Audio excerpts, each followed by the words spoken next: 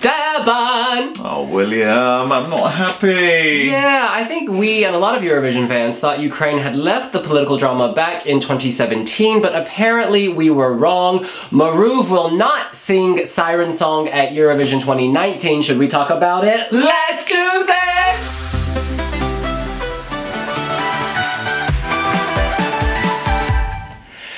Yes. Maruv rightfully won Vidbir 2019. She won the televote, honey. Absolutely.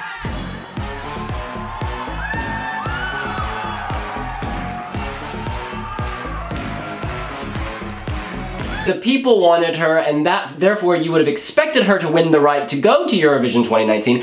However, during the final, they read out a letter, the host read out a letter which magically said, oh, by the way, just because you win this doesn't mean you're going to Eurovision. Talk about a last-minute blunder. Just before announcing the winner. I mean, the jury's actually marked her into second position, and she was asked a number of uncomfortable questions. For instance, Jamala asked her explicitly, pretending to be, a hostile journalist, is Crimea part of Ukraine? Hi Anya, hi Maruv, welcome to Tel Aviv. So, I have very uncomfortable question to you. Crimea is Ukraine? Ukraine, of course. Okay. Okay. And she said, of course it is. Correct answer, right? So she had to say this, she was put on the spot. After the show, she was told, or rather presented a contract, and she was told that she would have to cancel all of her gigs in Russia. Crazy bananas. I mean, that's how artists make money. But also, Eurovision is about bagging those points. You want to bag those points. I mean, even at 2016, when Jamala won for Ukraine, Russia and Ukraine did exchange lots of points. It's really odd that that would happen. But prior to that, there was all this sort of immigration and nationality grueling exercise where I think the twins who were performing were asked about their mother working in the admin division of a government department in Russia and in Crimea, and it's like, how do you respond to this? It's not just about your own political affiliations, it's also about your family. Yeah, which is incredibly strange. That's like if our relatives committed a crime at some point or did something questionable, we would then be held responsible. It's very bizarre. In any case, back to Maruv. An artist makes their money through touring. That's how they make a living, and to then cut someone off and say, you cannot tour in this country, it's a bit much. But Maruv came out and said, look, fine, I'll do that. I want to represent Ukraine. I love Ukraine. Oh no, she said more than that. She said, I've received offers from at least 3 other countries, but here's the deal. I'm only interested in representing Ukraine, which would suggest that actually she's really committed to this exercise. Committed. But then there are more negotiations, and then UAPBC releases a statement, and essentially in this statement they say Maruv is not going to Eurovision because she's not a good cultural ambassador or representative of the opinion of Ukrainian people. Let me read the statement. This is from UAPBC. Blows my mind. The performer who will represent Ukraine on the international arena also has a commitment after signing the contract with UAPBC. For the time of the contest, the performer becomes a cultural ambassador of Ukraine and reports not only their own music, but also becomes a spokesperson for the opinion of Ukrainian society in the world. After negotiations, we, UAPBC, and the singer Maruv did not find a joint decision on the mission of the representative of Ukraine in the international song contest. Can I also say, being an ambassador, you are never an ambassador internally. You have to leave your territorial borders to be an ambassador for your country in another territory. You can't be an ambassador inland. Oh, and Maruv has responded. I would like to point out that Maruv was invited to perform in Vidbir by UAPBC. In a statement she said, a few hours before the draw, I was asked to participate in the national pre-selection for Eurovision. I agreed and won, and with great pride, I was ready to represent my home country, Ukraine, on the international arena. So then this is where it gets tricky. Behind the scenes, she was approached. Her statement continues.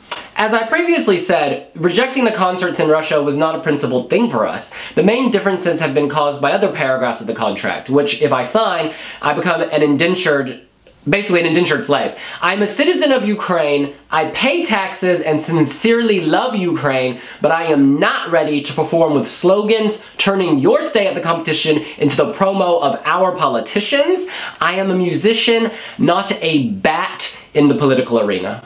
It has been so political. I mean, Yuka was even asked when would she give up her Russian passport during the competition. Like, who frigging does that? And that contract is a slavery contract, I do agree. Yeah. Politicians have even tweeted about this. Didn't the vice premier, yeah. Yeah. It's just a shame because, you know, if I was a Ukrainian politician, I would want glory to come to Ukraine, and Eurovision's a great stage to bring honor to your nation. Maruv would have done a fantastic job. She was already one of the most, if not the most talked about contestant of the year. We all freaked out in our reaction videos. This was so different, so wild, so crazy, and so wonderful. She stood a good chance of doing well, but now, because of political infighting and all this stuff that shouldn't be part of the song contest, she will not go, and we don't know what Ukraine's position is now. I just hope Ukraine reconsiders. It is completely unjust to do this to her. It is so unjust. She would have done so well. I reckon that she could actually be in the top 5, yes. if not win the entire thing. Absolutely. Melvin, last year's representative, wrote on Instagram sending love to Maruv. He said on an Instagram post in the comments, "Speechless, some emotions, hugs, I wonder who will agree to go now." And it's a good question. Why would you throw yourself into this political circus? And I believe the runner-up and the second runner-up have all performed in Russia at some point in their careers. That's how you make money. And by the way, Maruv pointed out that she did not break any Ukrainian laws because she did not perform in Crimea after the ban on Ukrainian singers performing there came into effect. Which is 2014, I believe. So she hasn't done anything wrong. No. She's followed the rules, even the rules that predate the current situation. Russians are equally outraged by this. Sergei Lazarev has responded. Philip Kirkorov, more to the point, has also responded. Yeah, Philip says, "I am very pleased that the talented girl has openly told the truth that Eurovision is a song contest and nothing more. She won the final and was honored to represent Ukraine, and people voted for her and her song without any political affiliation. This is the most important thing. No matter how she was provoked nor brought to tears during this most difficult test, she adequately answered, adequately held, and adequately won the competition. She is quite courageous, open, and in fact, she had the most fashionable song. She won by right, by the vote of viewers." Who didn't really care whether she'd performed in Moscow or Crimea.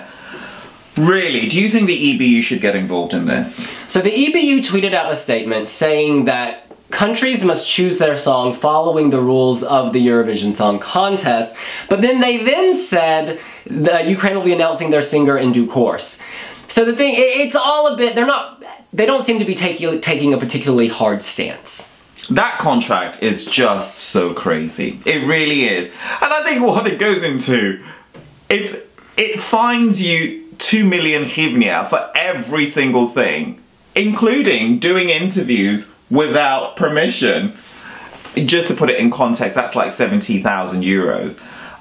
Including doing a split on stage. It's essentially saying, we don't want you to go, is what it's saying. They're essentially saying, we're gonna overturn the democratic process by which you were chosen and say you can't go by putting all these unbearable rules and regulations against you. Oh yeah. Custom fitted as well, because it didn't happen to Melvin, it didn't happen to even Jamala. No, it's actually just disgraceful. It really is disgraceful. It's making a mockery of everything. But look, that is what we think. What do you think? Do you think Ukraine has gone too far in politicizing their domestic contest for the Eurovision Song Contest? Do you hope, like I do, that Maruv will represent another country? Go save Belarus, girl! Go save Belarus!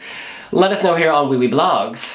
Oh, I think go save Ukraine. Ukraine, you really do need to reconsider, especially as no one in Vidbir is going to step in and fill in. I mean, like, anybody who steps in now, it's just going to be more drama. You become a hate figure. Yeah! I mean, let Maruv go. Really, we want to see her, and she ought to go, and she's going to And more importantly, Ukrainians want to see her go, because they chose her. Absolutely, and you know when she goes, it's going to be douze points all the way to the bank. Now follow our journey on Instagram, YouTube, Snapchat, Tumblr, Pinterest, Facebook, Twitter, Tumblr. And Maruv is also kicking it on Instagram. She is kicking it. Okay, we'll see you later. Bye!